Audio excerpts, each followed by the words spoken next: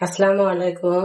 তৈরি করছি আম, খেজুর ও তেঁতুলের মিক্সড আচার। প্রথমে আমি চুলায় একটি ননস্টিকি প্যান বসিয়ে প্যান গরম করে পরিমাণ মতো তেল অ্যাড করছি। এরপরে এই তেলে আমি আমগুলো অ্যাড করে দেব। এরপরে অ্যাড করব ভিনেগার। ভিনেগার আমি এখানে অ্যাড করছি 1 কাপ।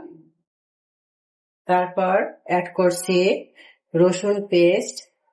এখানে আমি রসুন 6 থেকে 7 কোয়া বড় রসুনের নিয়েছি, পেস্ট করে ভিনেগার দিয়ে। আদা 1 টেবিল স্পুন পেস্ট করে নিয়েছি ভিনেগার দিয়ে। লবণ 2 টেবিল স্পুন। পাঁচফোড়ন পাউডার, এটা আমি তেলে গুঁড়ো করে নিয়েছি। ও সরিষা পাউডার 1 টেবিল স্পুন তেলে গুঁড়ো করে নিয়েছি। Chilli flakes 1 tablespoon. এরপরে আমি এই আমগুলো এই মশলার সাথে খুব ভালো করে কষিয়ে নেব। সিদ্ধ হওয়া পর্যন্ত আমি এই আমটা কষাবো।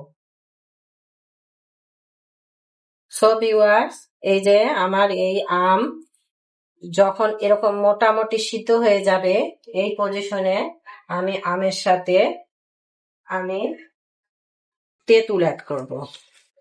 তেঁতুল অ্যাড করে আমি আমের সাথে তেঁতুলটাকে ভালো করে মিশিয়ে নেব।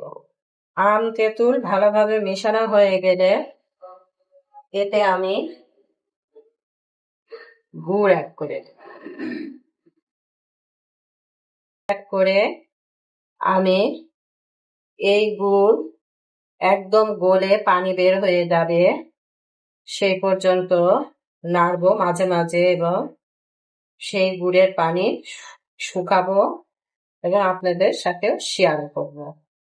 সো ভিউয়ার্স, এই যে আমার আচারের পজিশন আপনাদের দেখিয়ে দেই। এরকম যখন একদম আচার, এই তেঁতুল, গুড় আর আম এইভাবে যখন জাল দেওয়ার পরে এরকম একদম শুকনা হয়ে আসবে, কোনো কিন্তু পানি নেই, এই যে গুড়ের যে একটা পানি থাকে সেটাও নেই, এই পজিশনে আমি খেজুরগুলো অ্যাড করে দেবো। এরপরে এই খেজুরগুলো দিয়ে আমি 5 থেকে 10 মিনিট এরকম ভাবে নেড়ে চেড়ে এর ভিতরে মিশিয়ে তারপরে নামিয়ে নেব।